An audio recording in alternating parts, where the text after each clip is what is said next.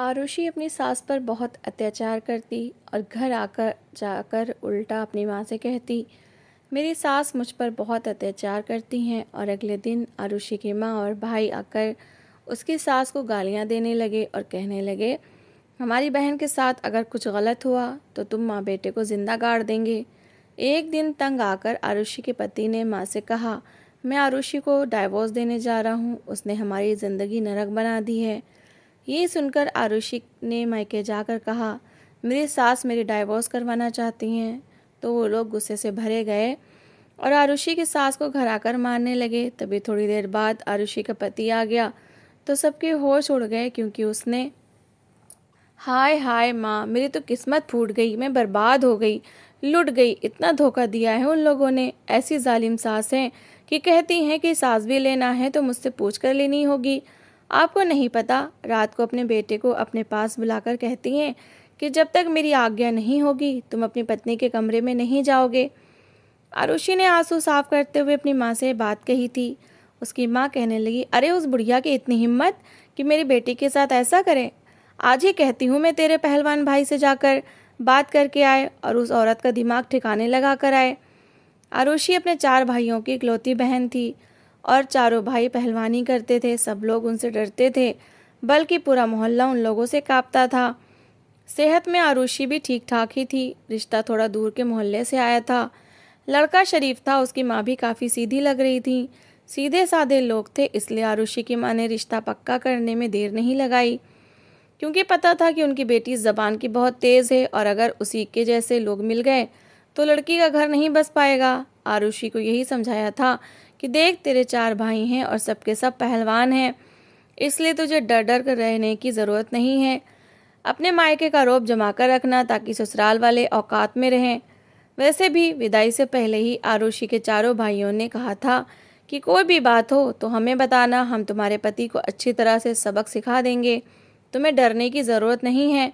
ऐसी दिलेरी के साथ आरुषि अपने ससुराल आई थी। कुणाल बहुत ही शरीफ इंसान था और अपनी माँ का बहुत ख्याल भी रखता था। आरुषि से उसने बस यही कहा था कि मेरे घर में मेरी माँ के अलावा और कोई नहीं है। पिताजी का स्वर्गवास हो चुका है, इसलिए तुम मेरी माँ की सेवा भी करना और इज्जत भी करना। घर में हर काम के लिए कामवाली है, सिवाय किचन के काम के लिए। तुम पर कोई भी जिम्मेदारी नहीं होगी, ना ही मेरी तरफ से तुम पर ज़्यादा कोई रोक टोक होगी। तुम जब चाहे अपने मायके आ जा सकती हो, बस मेरी माँ का ख्याल रखना। आरुषि ने ये बातें सुनते ही अपने माथे पर बल डाले थे। वैसे कुणाल ने कोई गलत बात भी नहीं कही थी। शादी के 15 दिन तक सीमा जी ने अपनी बहू के बहुत नाज नखरे उठाए थे। उसे कोई भी काम नहीं करने दिया था। नाश्ता खाना सब कुछ उसके सामने खुद ला कर रखती थी। उसकी पसंद का भी ख्याल रखती थी। जब भी कुणाल अपने ऑफिस से वापस आता तो कहती, बेटा जाओ तुम लोग घूमने फिरने चले जाओ, आरुषि को ले जाकर कहीं सैर करवा दो। वो भी अपनी बाइक पर आरुषि को बिठाकर घुमाने ले जाता। जो चीज़ उसे पसंद आती वो ख़रीद भी लेती। दोनों माँ बेटे ने नई बहू का बहुत ख्याल रखा था। लेकिन 15 दिन बाद सीमा जी ने कहा कि बेटा, किचन की छोटी मोटी जिम्मेदारियां अब तुम संभाल लो। अगर कुछ समझ ना आए तो बिना संकोच मुझसे पूछ लिया करना। आरुषि को तो काम करने से वैसे ही मौत आती थी। वो किसी भी काम को हाथ नहीं लगाती थी, घर पर भी कोई काम नहीं करती थी और यहाँ पर उसे किचन का छोटा मोटा काम करना भी बड़ी मुसीबत लग रही थी। पहले दिन उसने दाल बनाई जो चुपचाप दोनों माँ बेटे ने खा ली थी। कुछ भी नहीं कहा था। हालांकि दाल का स्वाद अजीब सा था, लेकिन उसने अपनी सास से ज़रा भी पूछने की ज़रूरत नहीं समझी कि उनसे पूछ ले कि दाल कैसे बनाते हैं। बस जैसी तैसी बनाकर रख दी थी। दूसरे दिन सीमा जी खुद ही किचन में आ गई। देखने लगी कि आरुषि खाना कैसे बना रही है। देखा तो मोटे मोटे प्याज टमाटर सब कुछ काट कर उसने कुकर के अंदर डाल दिया, साथ ही नमक मिर्चें भी डाल दी। सीमा जी कहने लगी, बेटा ये क्या बना रही हो? कहने लगी, मुझे नहीं पता, जब बन जाएगा तो देख लेना कि क्या बना है। वो कहने लगी, बेटा मैं तुम्हें बताती हूँ खाना कैसे बनता है। आरुषि कहने लगी, देखो मुझे किसी की बातें सुनने की आदत नहीं है, मैं खाना अपनी मर्जी से बनाती हूँ, मैंने आज तक कभी अपनी माँ की नहीं सुनी, तो तुम क्या चीज़ हो? ये सुनकर सीमा जी को कुछ बुरा सा लगा।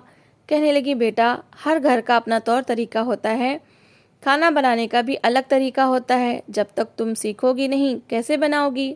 कल तो कुणाल ने चुपचाप खाना खा लिया, लेकिन वो ऐसा खाना पसंद नहीं करता। वो तो खाना बहुत स्वादिष्ट बने तभी खाता है। ये सुनकर आरुषि कहने लगी, इसका मतलब कि तुम्हारे बेटे को मेरे हाथ का बना हुआ खाना पसंद नहीं आया। आरुषि में बात करने की बिल्कुल भी तमीज़ नहीं थी। सीमा जी कहने लगी, बेटा ये किस स्वर में बात कर रही हो, मैं तुम्हारी माँ की जगह हूँ। वो कहने लगी, तो मैं तो अपनी माँ को भी तुम ही कहती हूँ, मैंने आज तक किसी को आप नहीं कहा। तुम भी मुझसे ये आशा ना रखो कि मैं यहाँ पर सबका सम्मान करूँगी। सीमा जी कहने लगी, बेटा मैं तो बड़े प्यार से तुम्हें समझा रही हूँ, मैंने तो तुमसे ऐसी कोई भी बदतमीज़ी वाले शब्द नहीं कहे। वो कहने लगी, बुढ़िया तुम मुझे कुछ कह भी नहीं सकती, मेरे भाई यहाँ पर पहुँच जाएंगे और तुम्हें ऐसा सीधा करेंगे कि तुम भी याद करोगी। ये सुनकर सीमा जी को बड़ा गुस्सा आया। रात को जब कुणाल घर आया तो खाना देखकर अपनी माँ की ओर देखने लगा। कहने लगा, माँ मैंने आपसे कल ही कहा था कि आप खुद किचन में खड़े होकर आरुषि को खाना बनाना बताएंगी कि हमारे घर में कैसा खाना बनता है। मैं ये खाना नहीं खा सकता, प्याज अलग दिख रही है, टमाटर अलग, पानी पानी है, खाना कहीं इस तरह से बनता है। इस पर कुणाल का भी धैर्य जवाब दे गया था। सीमा जी ने आरुषि की ओर देखा, फिर कहने लगी, मैंने तो कहा था। लेकिन आरुषि कहने लगी, जिसको भी खाना है ऐसे ही खाना खाना पड़ेगा। मैं किसी के बाप की नौकर नहीं हूँ कि यहाँ पर सबकी पसंद से काम करूँगी, मैं कोई नौकर नहीं हूँ। कुणाल कहने लगा, इसमें नौकरों वाली कौन सी बात है, हर घर का तरीका अलग होता है, हमारे घर में कोई भी इस तरह का खाना नहीं खाता और इस तरह का खाना तो किसी के भी घर में नहीं बनता। वो कहने लगी, लेकिन मेरे भाई तो ऐसा ही कच्चा पक्का खाते हैं और तुमने देखा तो है मेरे भाइयों की सेहत कितनी अच्छी है, तुम जैसे को तो 2 हाथ मारकर ही गिरा दें। आरुषि की बदतमीजी पर कुणाल उसे गुस्से से देखने लगा। कहने लगा, ये किस स्वर में तुम मुझसे बात कर रही हो, क्या तुम्हें बात करने की तमीज़ नहीं है? तुम्हारे भाई अगर पहलवान है तो ठीक है, लेकिन इसका मतलब ये तो नहीं कि तुम अपने भाइयों की धमकियां यहाँ दोगी और बदतमीज़ी करोगी। सीमा जी ने भी कुणाल को सब बता दिया था कि ये कैसे बातें उनसे करती है। कुणाल कहने लगा कि अगर तुम्हारी यही हरकतें रहीं तो मैं तुम्हारी माँ और भाइयों से तुम्हारी शिकायत कर दूंगा। ये सुनकर आरुषि कुछ घबराई थी। अगले ही दिन वो अपने मायके चली गई। जाकर अपनी माँ के सामने रोने लगी कि मेरी सास बहुत जालिम है, पति भी बहुत डांटता है, गालियाँ देता है। ये सुनकर आरुषि की माँ को गुस्सा आ गया। जैसे ही आरुषि का बड़ा भाई घर आया, उसको लेकर वो आरुषि के ससुराल पहुँच गई।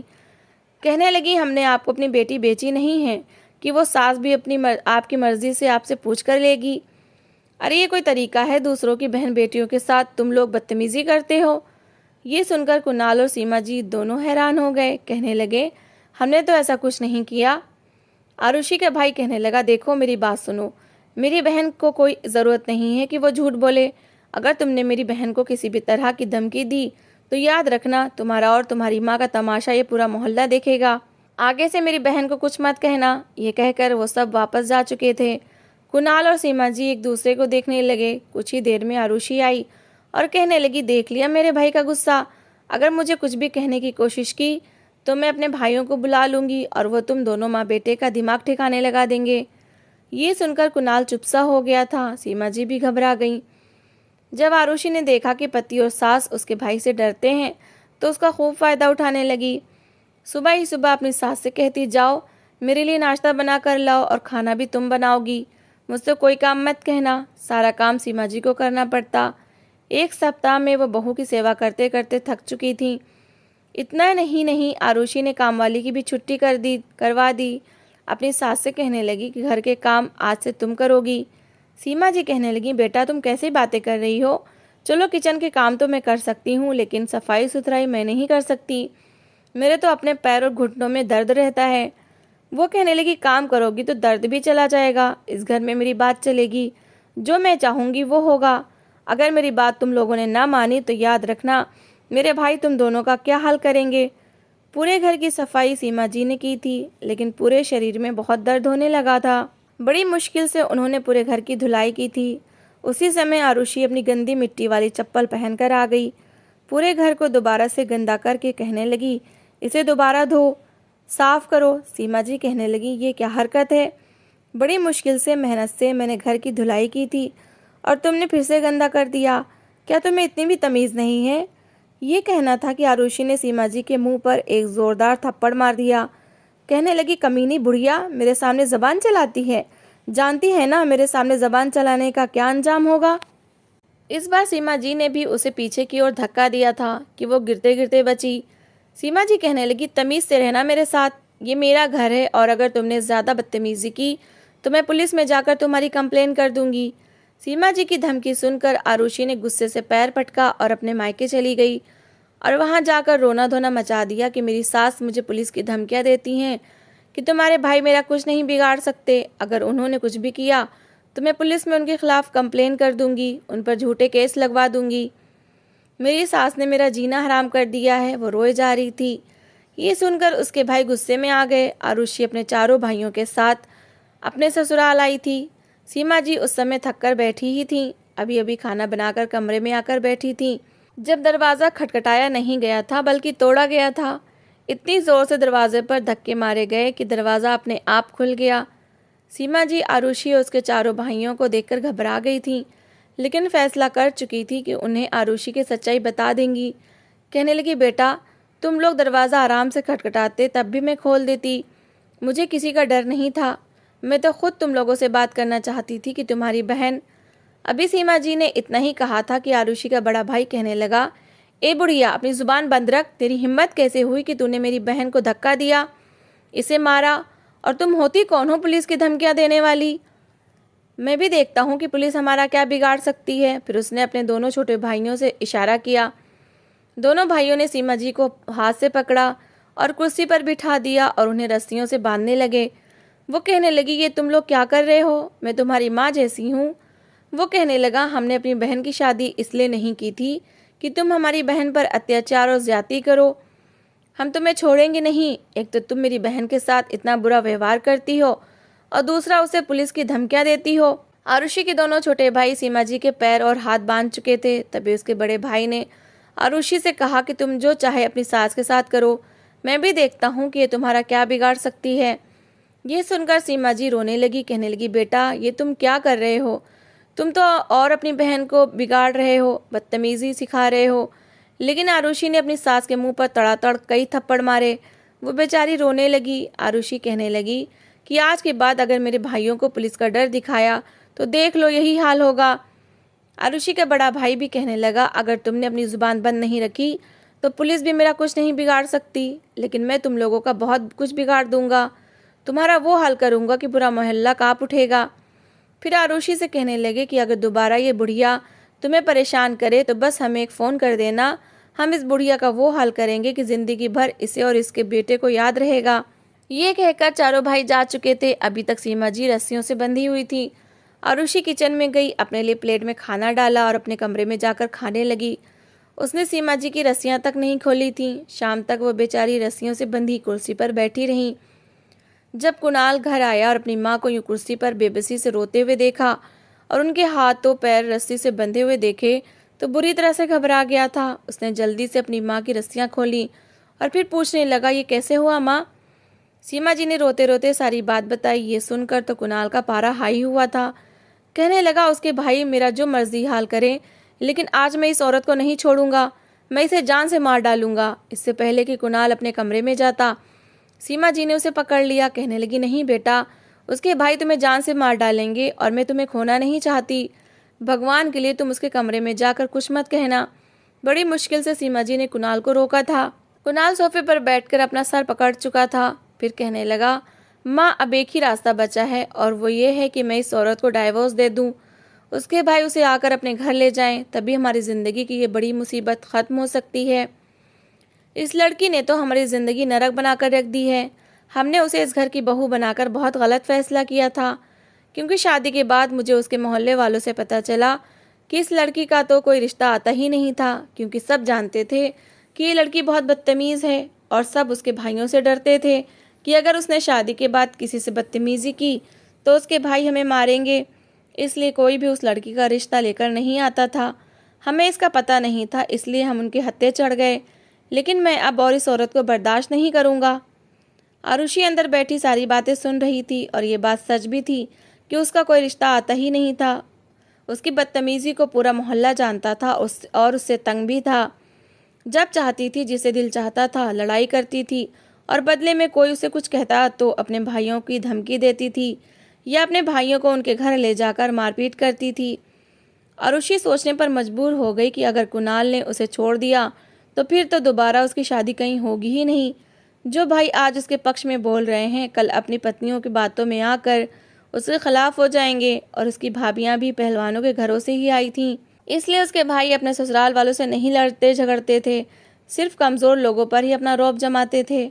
आरुषि ने जानबूझकर अपने नाखून से अपने चेहरे और गर्दन पर चोट के निशान लगा लिए और अगले ही दिन अपने मायके चली गई और कहने लगी, मेरी सास मेरे पति से मेरी डाइवोर्स करवाना चाहती हैं।